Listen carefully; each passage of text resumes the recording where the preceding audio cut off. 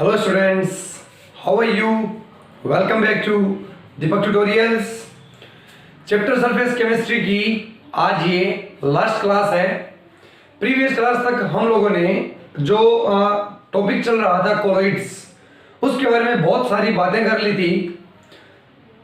अभी तक जितने भी कोलॉइड्स की क्लासेस हुई है, सबके अंदर हम लोगों ने स्पेशली एक शॉल को टारगेट किया है। शॉल यानी कि सॉलिड इन लिक्विड। अगर किसी लिक्विड में किसी सॉलिड को डाल करके कोई कोलॉइड बनाया गया है तो उसको अपन शॉल बोलते हैं। आज की इस क्लास में हमारा जो टॉपिक रहेगा, उस टॉपिक को हम लोग लिखते हैं इमल्सन, और इमल्सन को हिंदी में बोला जाता है पायस। आज की इस क्लास का हमारा टॉपिक इमल्शन, और ये लास्ट टॉपिक है। इस क्लास के बाद आपका ये जो चैप्टर है सरफेस केमिस्ट्री पूरी तरीके से कंप्लीट हो जाएगा। तो इमल्सन क्या होता है, इसके बारे में बात करने से पहले हम लोग एक छोटी सी बात और करते हैं, उसके बाद में हम लोग हमारे आज के टॉपिक इमल्सन के ऊपर में आएंगे। अभी हम लोग आज एक टॉपिक देखेंगे, classification of colloid. Classification of colloid. अभी जो स्टूडेंट्स रेगुलरली मेरी वीडियोस देख रहा है वो देखेगा कि सर क्लासिफिकेशन ऑफ कोलॉइड ये टॉपिक तो हम लोग पहले कर चुके हैं। हम लोगों ने क्लासिफिकेशन ऑफ कोलॉइड पहले कर लिया है। दो टाइप का क्लासिफिकेशन, एक तो हमने किया था कि लिक्विड को लिक्विड में डाल के बनाओ, सॉलिड को लिक्विड में डाल के बनाओ, गैस को लिक्विड में डाल के बनाओ। तो इस प्रकार से कुल 8 टाइप के कोलॉइड हम लोगों ने प्रिपेयर कर लिए थे। एक क्लासिफिकेशन हम लोगों ने देखा था लायोफिलिक एंड लायोफोबिक, द्रव स्नेही और द्रव विरोधी कोलॉइड। लेकिन इन दो के अलावा एक और टाइप का क्लासिफिकेशन बचता है, जिसको हम लोग अभी यहां पे डील करने वाले हैं। तो क्लासिफिकेशन ऑफ कोलॉइड टाइप 3 यानी कि तीसरे टाइप का जो क्लासिफिकेशन होगा कोलॉइड का, उसके बारे में हम लोग अभी बात करने जा रहे हैं। ये क्लासिफिकेशन जो है ये किस बेस पे होगा, इसका आधार क्या होगा? इस क्लासिफिकेशन का जो बेस है वो ये है कि कोलॉइड के अंदर जो डिस्पर्स्ड फेस होता है, जो परिक्षिप्त प्रावस्था होती है, उसका साइज क्या है, उसके साइज के अकॉर्डिंग हम लोग कोलॉइड का क्लासिफिकेशन करने वाले हैं। तो इस क्लासिफिकेशन के अंदर कितने भाग में, कितने टाइप्स में कोलॉइड को क्लासिफाइड किया जा सकता है? तो 3 टाइप में। कितने टाइप में? 3 टाइप में। देखिए, पहला जो है उसको अपन बोलते हैं मैक्रोमोलिक्यूलर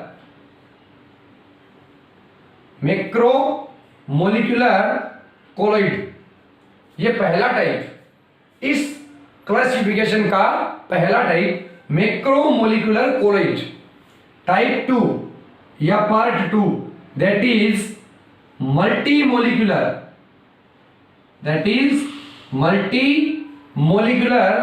कोलॉइड। ये type 2 macromolecular, multimolecular. And number 3 is associated colloid. ये लीजिए, ये 3 टाइप हम लोगों को अभी डील करने हैं। Macromolecular colloid, multimolecular colloid and associated colloid. देखो, मैक्रोमोलिक्यूलर को हम लोग बोलते हैं वृहत अणुक कोलॉइड। ठीक है बात। और जो मल्टीमोलिक्यूलर है उसको हम लोग बोलते हैं बहुअणुक कोलॉइड। और टाइप 3 है एसोसिएटेड कोलॉइड, उसको हम लोग बोलते हैं संगुणित कोलॉइड। क्या बोलेंगे? संगुणित कोलॉइड। तो इन 3 टाइप्स के बारे में हम लोगों को डील करनी है। देखिए, हम सबसे पहले बात करते हैं टाइप 1 की, दैट इज मैक्रोमोलिक्यूलर और वृहत अणुक।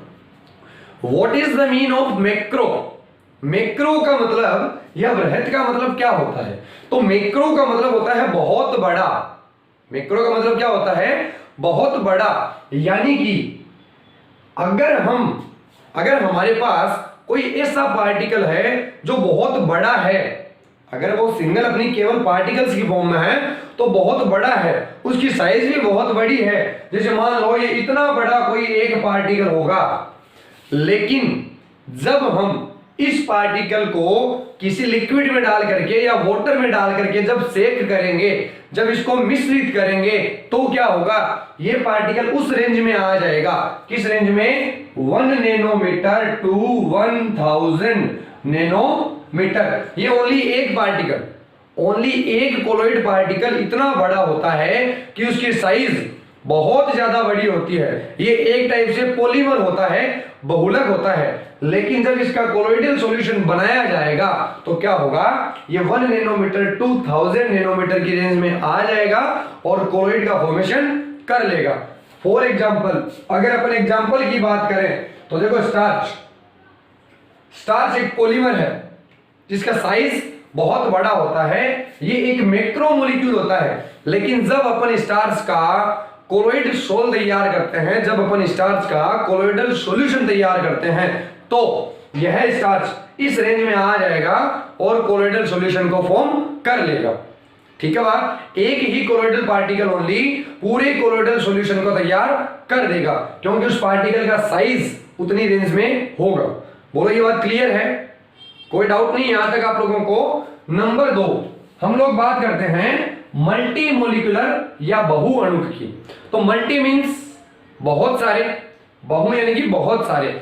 इसमें एक्चुअल में क्या होता है, देखो ऊपर वाले केस में क्या हुआ था कि जो हमने कोलॉइडल पार्टिकल लिया था उसका साइज बहुत बड़ा था, उसका साइज बहुत बड़ा था। यहां पे क्या होता है, बहु अणुक, यानी कि जब अपन कोलॉइडल सॉल्यूशन बनाएंगे तो कोलॉइड के पार्टिकल हमको बहुत सारे डालने पड़ेंगे। क्यों बहुत सारे डालने पड़ेंगे, क्योंकि इसके अंदर जो कोलॉइड का पार्टिकल होता है वो बहुत छोटा होता है।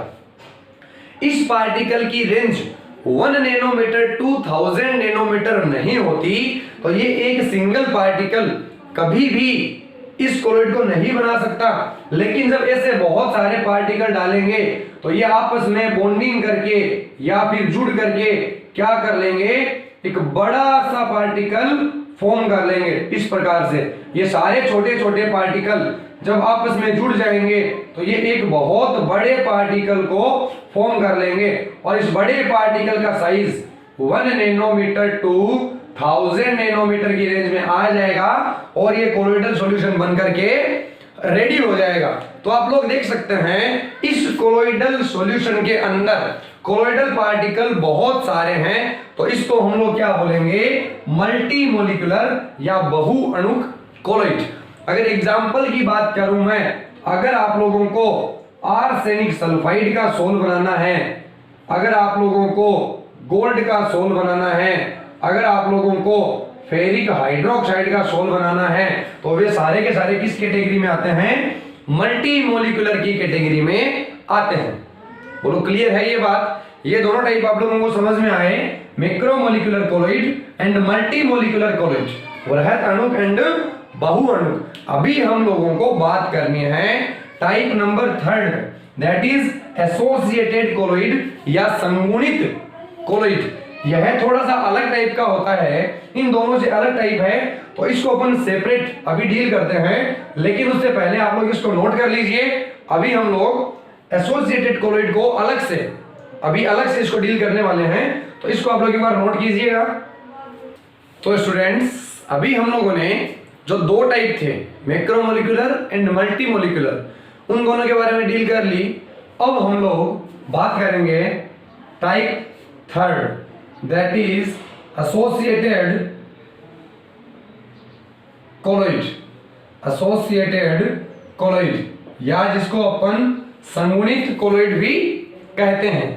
देखो संगुणित कोलॉइड या एसोसिएटेड कोलॉइड क्या होता है, एग्जाम्पल मैं आपको इसका दूं तो एग्जाम्पल के अंदर अपन लिख देंगे soap solution. Soap solution, soap solution का मतलब किसी साबुन का आप लोगों ने विलियन लिया हुआ है, कोई पानी लिया पानी के अंदर साबुन डाल दी, उसका विलयन बना लिया, तो वो जो कोलोइड बनेगा, साबुन को आप लोगों ने पानी के अंदर डिस्पर्स कर दिया, मिक्स कर दिया, तो जो कोलोइड बना उस कोलोइड को हम लोग क्या बोलते हैं, एसोसिएटेड कोलोइड। ऐसा क्यों? सोप के कोलोइड को एसोसिएटेड कोलोइड क्यों कहा जाता है? या फिर मैं कहूं कि एसोसिएटेड कोलोइड का रियल मीन, वास्तविक अर्थ क्या होता है?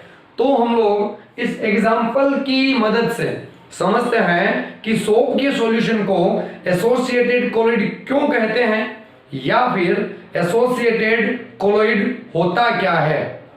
ठीक है बात? तो देखिए आप लोग, सोप क्या होती है यह आप लोगों ने अपने बचपन में यानी कि 9th और 10th क्लास में पढ़ा है कि व्हाट इज सोप। तो सोप क्या होती है? Soap is sodium and potassium salt, sodium and potassium salt of higher fatty acid, higher fatty acid यानी कि उच्च वसीय अम्ल जो होते हैं उसके सोडियम और पोटेशियम लवणों को क्या कहा जाता है? साबुन कहा जाता है। ठीक है बात? जो हायर फैटी एसिड होते हैं उसके सोडियम और पोटेशियम सोल्ट को हम लोग सोप कहते हैं। अभी हायर फैटी एसिड का मतलब क्या हुआ? तो देखो, एसिड क्या होता है आप सभी जानते हो। एसिड क्या होता है? COOH, ये कार्बोक्सिलिक एसिड है, COOH। इस COOH की इधर एक एल्किल चेन होती है, एक एल्किल चेन होती है। हायर का मतलब क्या है? इस एल्किल चेन के अंदर अगर कार्बन का नंबर 12 से 18 होता है, मैं ये बोल दूं 12 से ज्यादा, 18 आप लोग मत मान करके चलिए, अगर कार्बन का नंबर यहां पे मोर देन 12 अगर हो गया तो अपन उसको क्या बोल देंगे? हायर फैटी एसिड बोल देंगे। तो हायर फैटी एसिड तो हो गया। अभी सोडियम और पोटेशियम सोल्ट का मतलब क्या हुआ? देखिए, अगर मैं कहूं कि CH3COOH ये एक एसिड है, CH3COOH एक एसिड है। इस एसिड में क्या है? CH3COO माइनस और H प्लस, ये कंडीशन है। इसको हम बोलते हैं एसिटिक एसिड। एसिटिक एसिड, इस एसिटिक एसिड में दो पार्ट है, CH3COO माइनस, इसको हम बोलते हैं एसीटेट। ये एसिटिक एसिड, ये एसीटेट। अब इस एसीटेट के अंदर अगर मैं सोडियम लगा दूं या पोटेशियम लगा दूं तो ये क्या बन जाएगा? क्या बन जाएगा? एसिटिक एसिड का सोडियम और पोटेशियम सोल्ट बन जाएगा। अगर सोडियम लगा दिया तो सोडियम सोल्ट, पोटेशियम लगा दिया तो पोटेशियम सोल्ट। बोलो, क्लियर है ये बात आप लोगों को? कोई डाउट नहीं आ रहा यहां तक? चलिए, अभी हम लोग किसी हायर फैटी एसिड की बात कर लेते हैं। तो मैं आपको एग्जांपल देता हूं, C17H35COOH, ये एक हायर फैटी एसिड है जिसको हम लोग स्टीयरेट एसिड कहते हैं। स्टेरिक एसिड, सॉरी, हम लोग इसको बोलते हैं स्टीयरिक एसिड। C17H35COOH, इसको क्या बोला जाता है? Stearic acid. तो इस स्टीयरिक एसिड में भी दो पार्ट है। ये वाला जो पार्ट है C17H35COO नेगेटिव, तो इसको क्या बोला जाएगा? इसको बोला जाएगा स्टीयरेट। क्या बोला जाएगा? स्टीयरेट। जैसे एसिटिक एसिड से बना था एसीटेट, वैसे स्टीयरिक एसिड से क्या बन जाएगा? स्टीयरेट। क्या बन जाएगा? स्टीयरेट। अब इस स्टीयरेट के आगे मैं सोडियम लगा दूं चाहे पोटेशियम लगा दूं, जैसे मैंने C17H35COONA ये लगा दिया, तो मैं इसको क्या बोल दूंगा? सोडियम, बिकॉज Na आया है तो सोडियम स्टीयरेट, सोडियम स्टीयरेट, और इस सोडियम स्टीयरेट को अपन साबुन की जगह पे काम ले सकते हैं। सोडियम स्टीयरेट एक साबुन होती है। अब जब हम लोग इस साबुन का वाटर के साथ में एक मिक्सचर तैयार करेंगे, एक कोलोइड तैयार करेंगे, तो उस कोलोइड को हम लोग एसोसिएटेड कोलोइड कहेंगे। ऐसा क्यों? ऐसा क्यों?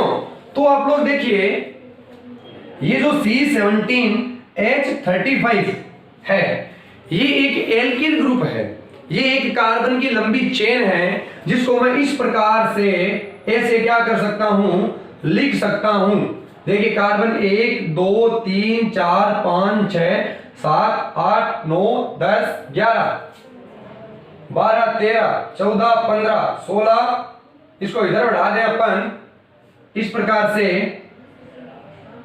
देखिए, 1 2 3 4 5 6 7 8 9 10 11 12 13 14 15 16 17, ये 17 कार्बन यहां तक आ गए, और यहां पे COO नेगेटिव Na पॉजिटिव, ये कंडीशन बन जाएगी। तो इसको हम लोग क्या लिख देंगे, सोडियम स्टीयरेट लिख देंगे। क्लियर है ये बात? थोड़ा सा मेरे को दिख नहीं रहा है, तो देखिए COO negative and Na positive. जैसे ही हम इसको पानी के अंदर घोलेंगे, ये Na प्लस तो बाहर चला जाएगा और COO माइनस और Na प्लस जो है वो टूट जाएगा। हम ये बोल सकते हैं कि जो COOH होता है, जब इसको पानी में घोलते हैं तो क्या कंडीशन बनती है, COO minus plus H plus. तो उसी प्रकार से Na प्लस अलग टूट जाएगा और ये स्टीयरेट आयन जो है ये अलग बच जाएगा। ठीक है बात? तो इसके अंदर अभी आप लोग देख सकते हो, इसके अंदर यहां से लेकर के ये यहां तक का जो पोर्शन है, इसमें कोई चार्ज नहीं है, इसमें कोई चार्ज नहीं है। यानी कि ये पार्ट कैसा है, ये पार्ट नॉन पोलर है। ये पार्ट कैसा है, नॉन पोलर, जिसको मैं टेल बोल दूं, टेल, ये नॉन पोलर पार्ट या जिसको टेल बोल दूं। और इस वाले पार्ट पे क्या है, चार्ज है, तो इसको मैं क्या बोल दूं, पोलर बोल दूं। क्या बोल दूं, पोलर, या फिर इसको हेड बोल दें। क्या बोल दें, हेड। तो इस साबुन के अंदर बताओ दो पार्ट बन गए कि नहीं बन गए, बन गए। एक बन गया हेड पार्ट, एक बन गया tail part. Head part polar है, टेल पार्ट नॉन पोलर है। ठीक है, ध्रुवीय और अध्रुवीय। ठीक है बात? अभी आप लोग ये देखिए, एक स्टेटमेंट होता है केमिस्ट्री में बहुत अच्छा, like dissolves like, like dissolves like, यानी कि समान समान को घोलता है। अगर कोई पोलर कंपाउंड हुआ तो वो पोलर सॉल्वेंट में घुलेगा, अगर कोई नॉन पोलर हुआ तो वो नॉन पोलर में घुलेगा। जैसे मैं H2O की बात करूं तो H2O में क्या होता है, H पॉजिटिव OH नेगेटिव होता है। और अगर यहां पे चार्ज है, मतलब ये कैसा बनेगा, ये पोलर बनेगा। ये कैसा बनेगा, पोलर बनेगा।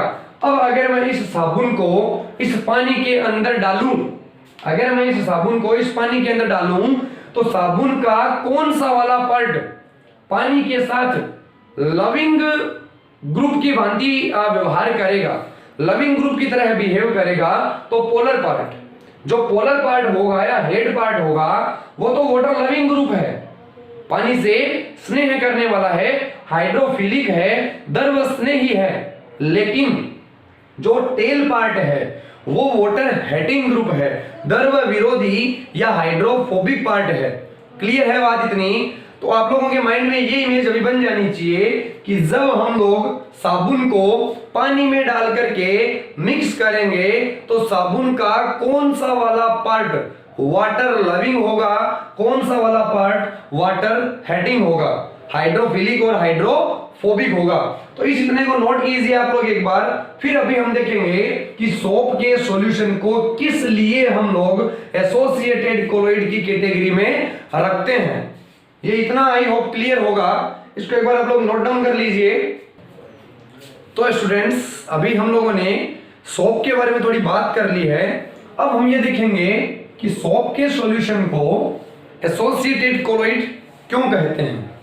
तो देखिए सोप के लिए मैंने अभी आपको बताया कि हम इस प्रकार से कुछ एक पोर्शन तैयार कर लेते हैं, COO नेगेटिव Na पॉजिटिव। इसमें ये वाला जो पार्ट है इसको नॉन पोलर की कैटेगरी में रखते हैं अपन, और इस वाले पार्ट को अपन पोलर बोल देते हैं।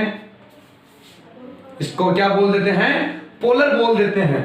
अब आपको पता है ये वाला जो नॉन पोलर पार्ट है ये वाटर हेटिंग ग्रुप है, और ये वाला पार्ट वाटर लविंग ग्रुप है। ये वाला जो पार्ट है ये पानी के साथ रहना पसंद करेगा, लेकिन ये वाला पार्ट पानी के साथ रहना बिल्कुल भी पसंद नहीं करेगा, नहीं करेगा। क्लियर बात? अब हम लोग क्या करते हैं, एक बड़ा सा इस प्रकार से कोई बड़ा डायग्राम बना के बता दे रहा हूं आप लोगों को। ये देखिए, इसमें आप लोगों ने क्या किया, पानी लेकर के रखा है। इसमें आपने क्या करके रखा है? पानी लेकर के रखा है। इस पानी के अंदर अब आप लोगों ने थोड़ी सी क्या कर दी, साबुन डाल दी। साबुन जब डालोगे तो साबुन के अंदर तो दोनों पार्ट हैं, पोलर पार्ट भी है, नॉन पोलर पार्ट भी है। तो वो साबुन कुछ इस प्रकार से रहेगी। देखिए, ये तो एक लंबी एल्किल चेन हो गई, ये माइनस चार्ज, और इसका जो Na+ है वो यहीं कहीं पे पानी के अंदर पड़ा रहेगा इस प्रकार से। देखिए, कुछ ये सिचुएशन क्या होगी आप लोगों की बन जाएगी। बोलो क्लियर है ये बात? अब आप लोग एक चीज देख सकते हो कि जब हम लोगों ने साबुन डाली, साबुन का ये वाला पार्ट तो पानी में रहना पसंद करेगा, बट ये वाला पार्ट पानी में रहना पसंद नहीं करेगा। लेकिन मजबूरी इसकी ये है कि इसको भी पानी में रहना पड़ रहा है। क्यों? क्योंकि हमने जब साबुन डाली तो साबुन के अंदर तो ये वाला भी पार्ट है, ये पानी में रहना नहीं चाह रहा, लेकिन फिर भी इसको पानी में रहना पड़ेगा। तो अब क्या होगा, अब ये सारे के सारे जो पार्टिकल है साबुन के, ये मिलकर के अपना एक स्पेशल टाइप का अरेंजमेंट बना लेंगे, एक स्पेशल टाइप का अरेंजमेंट बना लेंगे। जब इस पानी के अंदर साबुन की कंसंट्रेशन कम होगी, कोलोइड पार्टिकल की कंसंट्रेशन कम होगी, तब तक तो ये कुछ कर नहीं सकते, इनको ऐसे ही पड़ा रहना पड़ेगा। लेकिन जैसे ही इनकी कंसंट्रेशन हाई हो जाएगी, जैसे ही इनकी कंसंट्रेशन हाई हो जाएगी, ये एक प्रकार का अपना स्पेशल अरेंजमेंट बना लेंगे। वो स्पेशल अरेंजमेंट कैसा होगा वो देखिए आप लोग। अगर मैं आपको ये कह रहा हूं कि ये जो नॉन पोलर पार्ट है ये कभी भी पानी में रहना पसंद नहीं करता, मतलब नहीं करता। क्यों? क्योंकि ये नॉन पोलर है, वाटर हेटिंग ग्रुप है। तो ये अपनी क्या अरेंजमेंट करेंगे कि यहां पर ये माइनस चार्ज, ये एल्किल चेन, ये माइनस चार्ज, ये एल्किल चेन, ये माइनस चार्ज, ये एल्किल चेन, ये माइनस चार्ज, ये इसकी एल्किल चेन। ये देखिए, ये इस प्रकार से एक सिचुएशन बन जाएगी। इसका मतलब क्या है कि यहां पे इन लोगों ने मतलब जो आपका वाटर हेटिंग पार्ट है, सब लोगों ने एक इस प्रकार से गेंदनुमा संरचना बना ली जिससे पानी इसके अंदर नहीं आ सकता। अभी आप लोगों को लग रहा होगा कि पानी बीच में से यहां तक पहुंचता है, लेकिन ऐसा नहीं होता। इस चीज को फील कीजिए, इस चीज को इमेजिन कीजिए कि जितने भी टेल पार्ट थे, हेड पार्ट तो सबका बाहर रह गया, हेड पार्ट जो है वो सबका बाहर रह गया, पानी में है। लेकिन ये टेल पार्ट जो है, टेल पार्ट ने क्या किया, अपनी एक विशेष बोल नुमा, गेंद नुमा स्ट्रक्चर बना ली जिससे पानी अंदर तक नहीं जा सकता, और ये पानी में रहकर के भी पानी से सेफ है। अगर ये वाटर हेटिंग ग्रुप है तो ये पानी में रहना पसंद नहीं करेगा।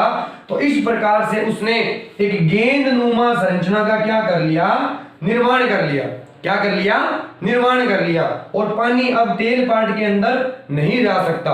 और इस गेंदनुमा संरचना को हम लोग क्या बोलते हैं, तो इसको बोलते हैं मिसेल, मिसेल बोलते हैं, मिसेल। आप लोगों ने पढ़ा होगा 10th क्लास के अंदर, ये एक मिसेल होता है। तो अगर साबुन के पार्टिकल इस प्रकार से क्या कर लेते हैं, मिसेल का फॉर्मेशन कर लेते हैं, इस प्रोसेस को हम लोग बोलते हैं मिसेलाइजेशन। क्या बोलते हैं, मिसेलाइजेशन या फिर मिसेलीकरण। क्या बोलते हैं, मिसेलीकरण। ये तो एक मिसेल है।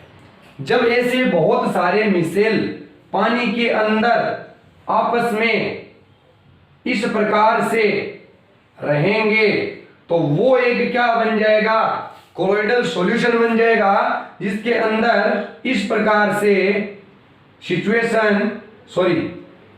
इस प्रकार से सिचुएशन रहेगी। देख सकते हैं आप लोग कि ये एक मिसेल है और इस प्रकार से ये सारे मिसेल रहेंगे। तो ये सारे मिसेल जब इस प्रकार से अरेंज हो जाएंगे तो ये एक क्या बन जाएगा, एसोसिएटेड कोलोइड बन जाएगा। एसोसिएटेड क्यों, क्योंकि इन सब ने अपना एक एसोसिएशन बना लिया है, संयुक्त हो गए हैं। तो इस प्रकार से जो कोलोइड बनेगा उसको अपन एसोसिएटेड कोलोइड कहेंगे। तो साबुन का जो सॉल्यूशन है पानी के अंदर वो एसोसिएटेड कोलोइड होता है।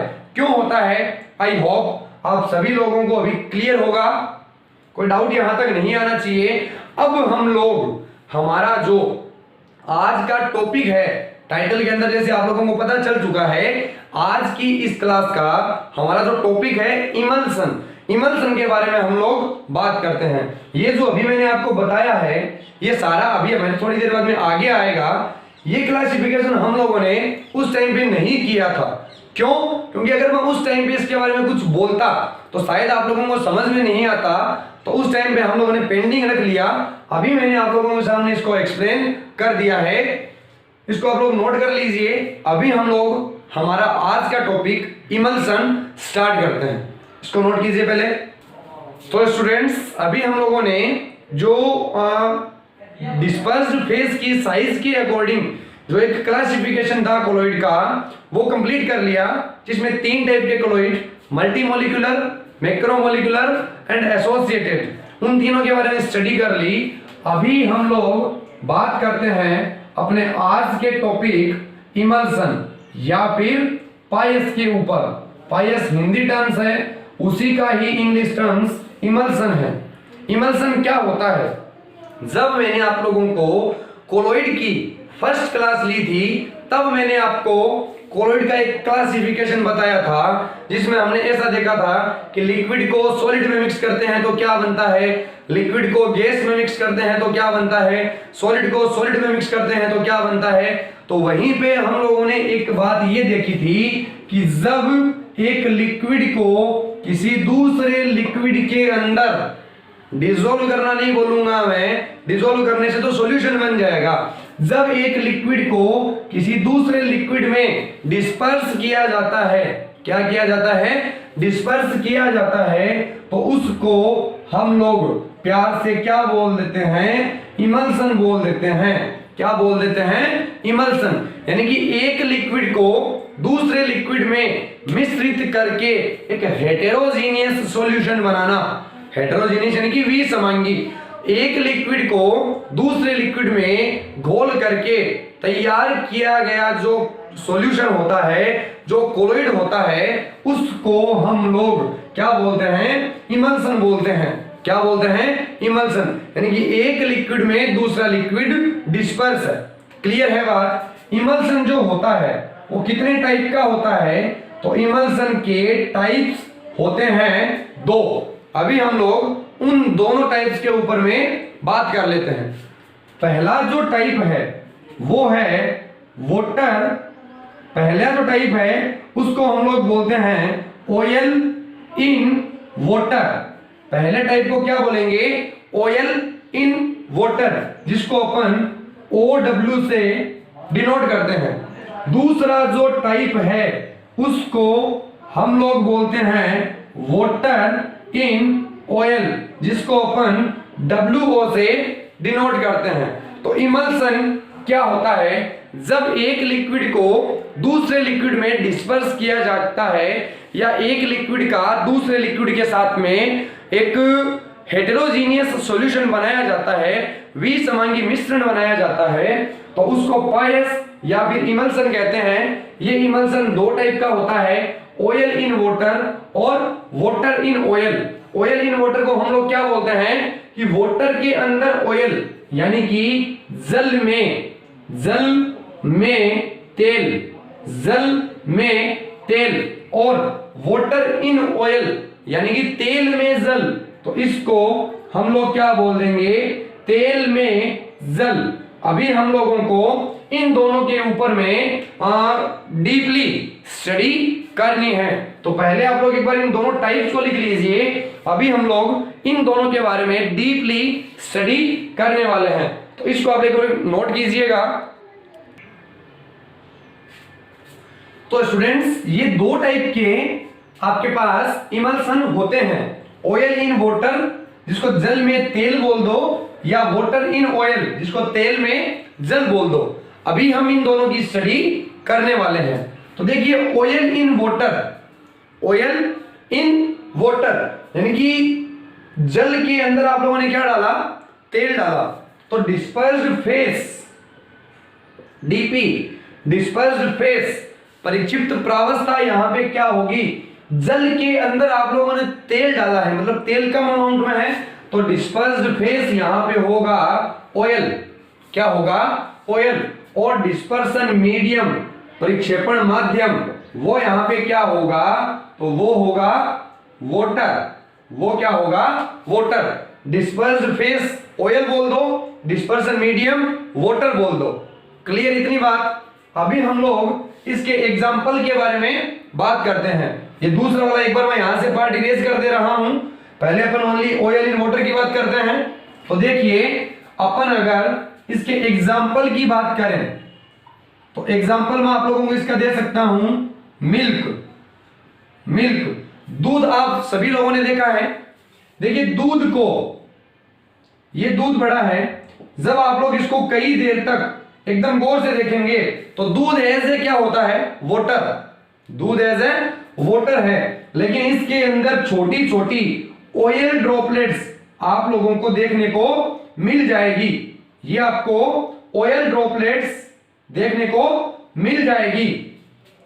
तो दूध है वाटर, लेकिन उसके अंदर छोटी छोटी ऑयल की ड्रॉपलेट है, मतलब ऑयल इन वाटर टाइप का ये कोलॉइड है। अगर आप लोग ये चीज नहीं देख सकते ठंडे दूध में, तो आप दूध को क्या कर लीजिए, बॉयल कर लीजिए। मिल्क को आप लोग क्या कर लीजिए, बॉयल कर लीजिए। तो बॉइल्ड मिल्क बोल दूं मैं, बॉइल्ड मिल्क। जब आप लोग दूध को गर्म करते हैं तो आपको उसके अंदर आराम से जो फैट की ड्रॉपलेट्स, जो ऑयल की ड्रॉपलेट्स होती है, वो देखने को मिल जाएगी। अगर फिर भी आप लोग नहीं देख सकते तो आपको एक तरीका और बता दूं मैं, जब आप दूध को गर्म करते हो तो उसके ऊपर एक मलाई सी आ जाती है, और हमारे घरों में जो मम्मी होती है वो उस मलाई को अलग से उतार लेती है, अलग से जमा कर लेती है, फिर उस मलाई के अंदर से उसका विलोवना करके हम लोग घर में क्या करते हैं, घी बनाते हैं। तो वो घी हमको कहां से मिला, उस दूध से मिला।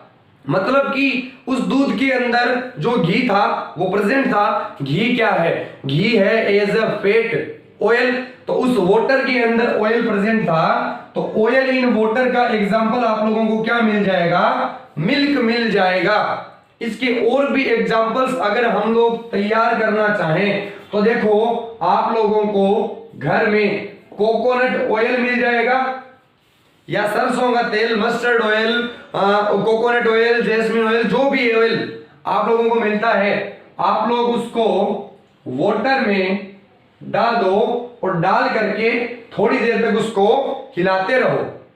समझ में आ रहा है एग्जांपल? आप लोगों ने पानी का ग्लास लिया, उसके अंदर आप लोगों ने तेल डाला, उसको हिलाते रहे हिलाते रहे हिलाते रहे, थोड़ी देर में आप लोगों का इमल्सन बन करके रेडी हो जाएगा, जिसको हम बोलेंगे ऑयल इन वाटर। क्लियर? इस एग्जांपल को आप लोग घर पे करके देख सकते हो, लेकिन यहां पे एक मिस्टेक है। मिस्टेक ये है कि जब हम लोगों ने इसको मिला करके थोड़ी देर के लिए रख दिया, ये इमल्सन था, थोड़ी देर के बाद क्या होगा कि वो तेल जो है वो पूरा जमा होकर के उस पानी के ऊपर आ जाएगा और एक अलग से लेयर बना लेगा। आप लोग उस लेयर को एकदम अच्छे से देख सकोगे कि ये आपकी वाटर लेयर है, ठीक है, और उसके ऊपर ये तेल की जो लेयर है ये जमा हो जाएगी। इसका मतलब मैं ये बोल सकता हूं कि ये इमल्सन जो आप लोगों ने बनाया ये अनस्टेबल है, ये स्टेबल नहीं है। लेकिन दूध का जो इमल्सन है, दूध के ऊपर जो वाटर की ड्रॉपलेट्स है वो उसके अंदर कोलोइड बनाए हुए है, वो कभी भी ऊपर से सेपरेट लेयर नहीं बनाती। तो दूध का जो इमल्सन है वो स्टेबल कैसे हो सकता है? ये वाला जो इमल्सन हम बना रहे हैं ये तो स्टेबल नहीं है, ये तो थोड़ी देर के बाद में ऊपर आकर के एक अलग से लेयर बना लेगा। लेकिन यहां पे एक अलग से लेयर नहीं बनी। It means milk is a stable colloid, but हमने अभी जो कोलोइड बनाया वो तो अनस्टेबल है। तो दूध का कोलोइड स्टेबल कैसे है? इसके लिए हम लोगों को पता है कि दूध के अंदर एक प्रोटीन पाया जाता है जिसको हम लोग केसीन बोलते हैं।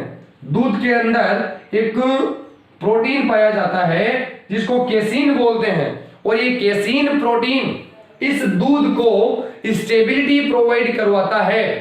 कैसे करवाता है स्टेबिलिटी प्रोवाइड? उसके लिए हम लोग एक एग्जांपल देखते हैं अभी कि इस कोलोइड को जब हम लोगों ने घर पे बनाया ये स्टेबल नहीं था, अनस्टेबल था। क्या हम लोग इस अनस्टेबल इमल्सन को स्टेबल बना सकते हैं? तो ऑफ कोर्स हम लोग स्टेबल बना सकते हैं। हम लोग स्टेबल कैसे बनाएंगे? तो देखिए, इसके लिए हम लोगों को तीन चीजें चाहिए। पहली चीज हम लोगों ने वाटर ले लिया, दूसरी चीज हम लोगों ने ऑयल ले लिया। तो वाटर और ऑयल इन दोनों ने मिलकर के क्या कर दिया? एक अनस्टेबल इमल्सन बना दिया। दोनों ने मिलकर के क्या कर दिया? एक अनस्टेबल इमल्सन बना दिया। इस अनस्टेबल इमल्सन में अगर मैं क्या कर दूं, थोड़ा सा सोप का सॉल्यूशन डाल दूं, साबुन का विलियन डाल दूं, तो ये जो सॉल्यूशन बना था, जो इमल्सन बना था, ये स्टेबल बन जाएगा। यानी कि मैं ये बोलूं, कोई भी इमल्सन आप लोगों ने घर पे बनाया, अगर वो अनस्टेबल है तो आप उसके अंदर सोप का सॉल्यूशन डाल दीजिए, आप उसके अंदर साबुन का विलियन डाल दीजिए, ये क्या बन जाएगा? स्टेबल बन जाएगा। तो साबुन का सॉल्यूशन ऐसा क्या काम करता है भाई? साबुन का सॉल्यूशन ऐसा क्या काम करेगा कि वो अनस्टेबल इमल्सन को स्टेबल बना देगा? तो इसके बारे में हम लोग थोड़ी सी बात कर लें। देखिए आप लोग, मैं आपको ये बता रहा हूं कि ये आप लोगों ने कोई कंटेनर लिया हुआ है, इस कंटेनर के अंदर पूरा का पूरा क्या पड़ा हुआ है? पानी पड़ा हुआ है, और बीच बीच में ऑयल की क्या है? ड्रॉपलेट्स है, ऑयल की ड्रॉपलेट्स है।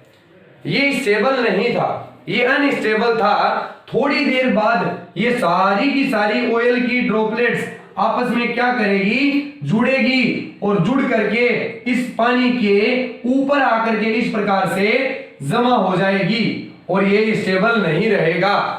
हम ये चाहते हैं कि इसको स्टेबल कर दें। तो स्टेबल करने के लिए देखिए क्या करेंगे? सोप का सॉल्यूशन डालेंगे, ये आपकी ऑयल ड्रॉपलेट्स, ये आपकी ऑयल ड्रॉपलेट्स, ये आपकी ऑयल ड्रॉपलेट्स। हम जानते हैं कि थोड़ी देर बाद ये आपस में जुड़ेंगे, एसोसिएट होंगे, और ऊपर आकर के इसको अनस्टेबल बना देंगे। हम इसके अंदर डाल दें सोप। सोप में क्या होता है? इस प्रकार का एक पोर्शन होता है। अब आप ये बताओ, इस पोर्शन में ऑयल के साथ में कनेक्ट कौन होगा? ऑयल के साथ में बॉन्डिंग कौन करेगा? तो ऑयल के साथ में बॉन्डिंग करेगा जो टेल पार्ट है वो। तो ये टेल पार्ट क्या करेगा? इस प्रकार से अंदर रह जाएगा, और इसका जो हेड पार्ट है वो क्या करेगा? बाहर रह जाएगा।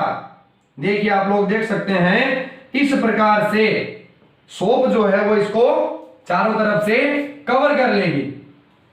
ये देखिए, और कवर करने से ये जो ऑयल की ड्रॉपलेट्स है इन ऑयल की ड्रॉपलेट्स पे कौन सा चार्ज जनरेट हो जाएगा, तो आप लोग देख सकते हैं ऐसा प्रोसेस होने से जो ऑयल की ड्रॉपलेट्स है उन पे निगेटिव चार्ज जनरेट हो जाएगा।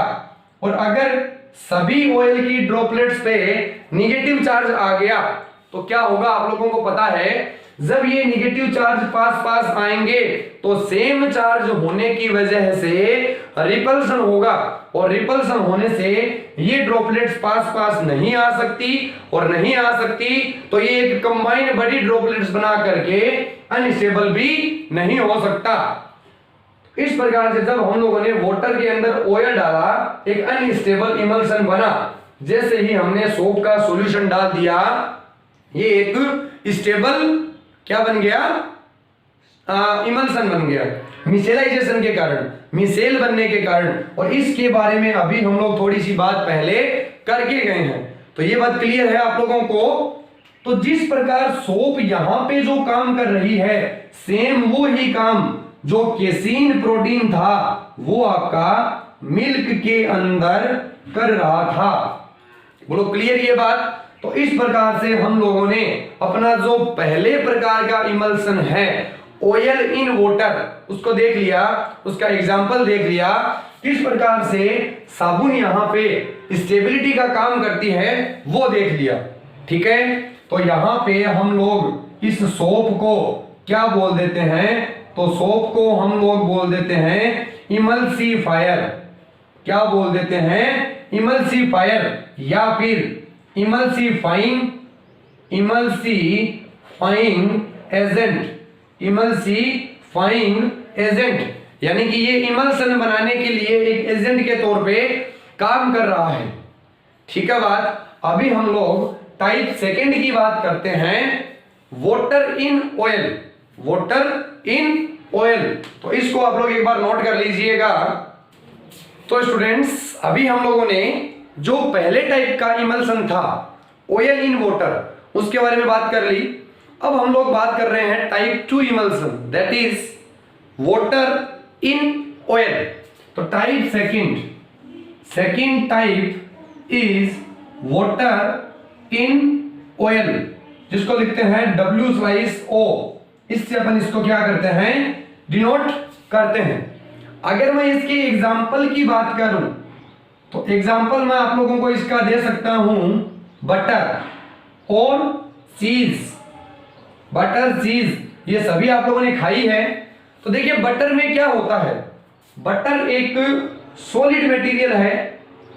जो ऑयल होता है आपको पता है ये पूरा एक सॉलिड मटेरियल है बटर का, बटर लाए हो आप लोग, और बटर ऑयल होता है, बटर इज ऑयली। लेकिन जब आप बटर को ध्यान से देखोगे तो छोटी छोटी वाटर ड्रॉपलेट्स आपको इसके अंदर नजर आ ही जाएगी इस प्रकार से। ठीक है, तो बटर एक कोलोइड होता है, बटर एक कोलोइड होता है जिसके अंदर अपन इसको कैटेगरी में लिखते हैं वाटर इन ऑयल की। ऑयल है बटर, लेकिन उसके अंदर छोटी छोटी क्या है, वाटर ड्रॉपलेट्स भी प्रेजेंट है। क्लियर है बात। तो ये दोनों टाइप के आप लोगों को इमल्सन आई होप समझ में आ गए होंगे, कोई डाउट यहां तक आप लोगों को नहीं होगा। अब अपन बात ये करते हैं कि हमको दो इमल्सन दे दिए जाए, हम लोगों को दो पायस दे दिए जाए। ठीक है, एक है जलीय पायस, एक है तेलीय पायस। एक ऑयली इमल्सन है, एक वाटरी इमल्सन है। हम लोगों को पता नहीं है कि कौन सा तो तेल वाला है, कौन सा जल वाला है, कौन सा वाटर इन ऑयल है, कौन सा ऑयल इन वाटर है। ठीक है, वाटर इन ऑयल और ऑयल इन वाटर दोनों अलग अलग हैं। हमको क्या करना है, हमको इसका आइडेंटिफिकेशन करना है। तो हम लोग आइडेंटिफिकेशन किस प्रकार से करेंगे, हम लोग आइडेंटिफिकेशन किस प्रकार से करेंगे,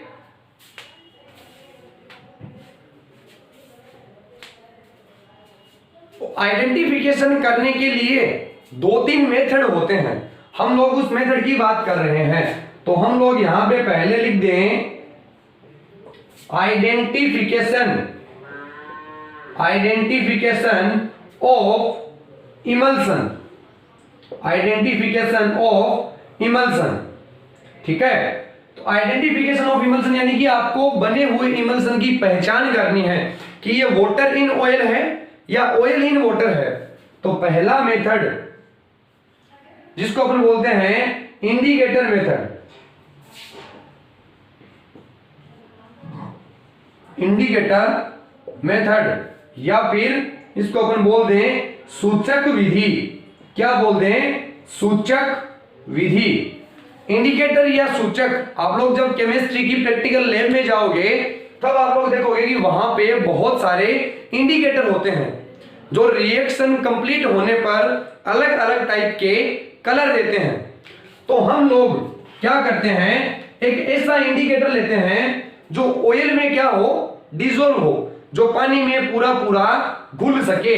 जैसे एक इंडिकेटर होता है जिसका नाम है सूडान थर्ड, एक इंडिकेटर है जिसका नाम है सूडान थर्ड। ये सूडान थर्ड क्या होता है, ऑयल में डिसॉल्व होता है, यानी कि ऑयल के साथ रिएक्शन करता है। अब हम लोगों ने क्या किया, दो कांच की स्लाइड्स ले ली। आप लोगों ने कभी मलेरिया वगैरह की टेस्टिंग कराई होगी, बायोलॉजी की लैब में देखा होगा, कांच की स्लाइड्स, दोनों कांच की स्लाइड्स के ऊपर आप लोगों ने क्या किया, आप लोगों ने इमल्सन लिया हुआ है, इमल्सन लिया हुआ है। आप लोगों ने दोनों के ऊपर एक एक ड्रॉप क्या कर दी, सूडान थर्ड की डाल दी। अब आप लोगों को पता है सूडान थर्ड का क्या होता है कि वो तो ऑयल में मिक्स होता है, पानी के साथ तो घुल ही नहीं सकता। तो यहां पर एक ग्रीन टाइप का कुछ कलर आ गया और यहां पे कोई कलर नहीं आया। ग्रीन कलर कब आया, तो मैंने अभी आपको बताया कि इंडिकेटर रिएक्शन को कंप्लीट होने पर कुछ ना कुछ कलर देता है।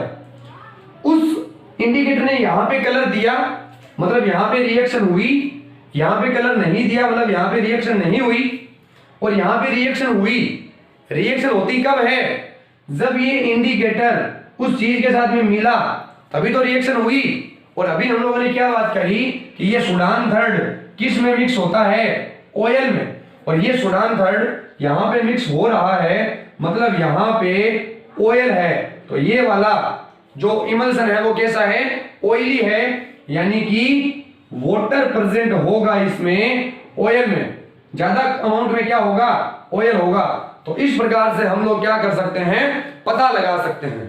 बोलो क्लियर है बात, कोई डाउट नहीं आप लोगों को। नंबर दो जो मेथड है वो है आपका डाइल्यूशन मेथड। नंबर 2 जो है वो है डाइल्यूशन मेथड, जिसको हम लोग तनुता विधि नाम देते हैं।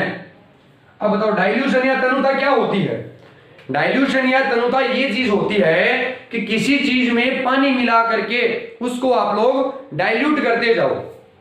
ठीक है, अगर आप लोगों का इमल्सन वाटर का है तो उसमें आप लोग पानी कितना भी ऐड करते जाओ, ऐड होता जाएगा। अगर आप लोगों का इमल्सन ऑयली है तो उसमें आप लोग पानी कितना भी ऐड कर लो, ऐड नहीं होगा। जैसे अभी हम लोगों ने मिल्क की बात करी है, तो मिल्क में क्या होता है, ऑयल इन वाटर। ज्यादा अमाउंट में क्या प्रेजेंट है, दूध, और दूध एज ए वाटर होता है। तो आप लोग दूध में कितना भी वाटर क्यों ना मिक्स करते जाओ, वो मिक्स होता जाएगा।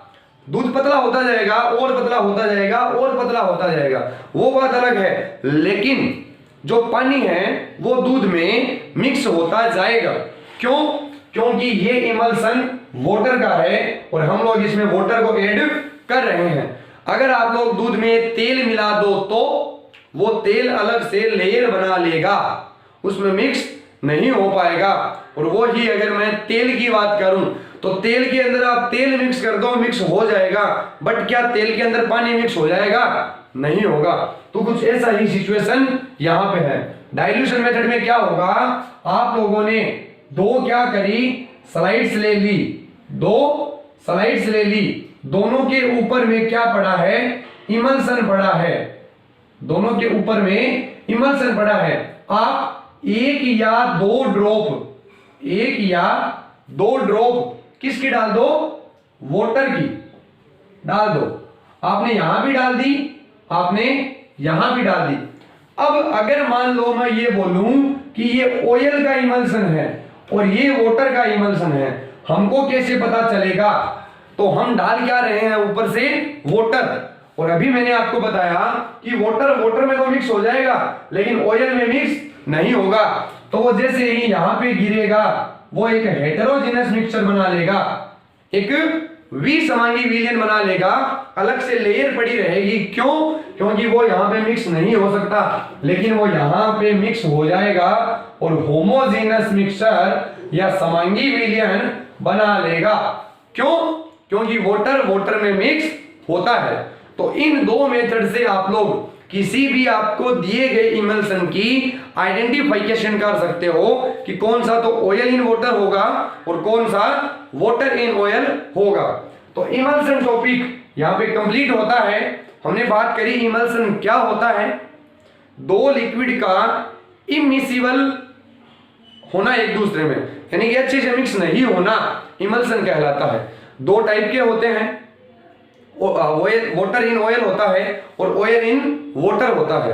किस प्रकार से हम लोग स्टेबिलिटी प्रोवाइड करवा सकते हैं, बने हुए इमल्शन को साबुन के द्वारा दिला सकते हैं, वहां पे मिशेलाइजेशन हो जाएगा, मिशेलीकरण की क्रिया हो जाएगी। और किस प्रकार से हम लोग बने हुए दो इमल्सन में आइडेंटिफिकेशन भी कर सकते हैं, उसके दो मेथड, इंडिकेटर मेथड सूचक विधि और आपकी डाइल्यूशन मेथड तनुता विधि। तो स्टूडेंट यहां तक आई थिंक आप लोगों को कोई डाउट नहीं आना चाहिए।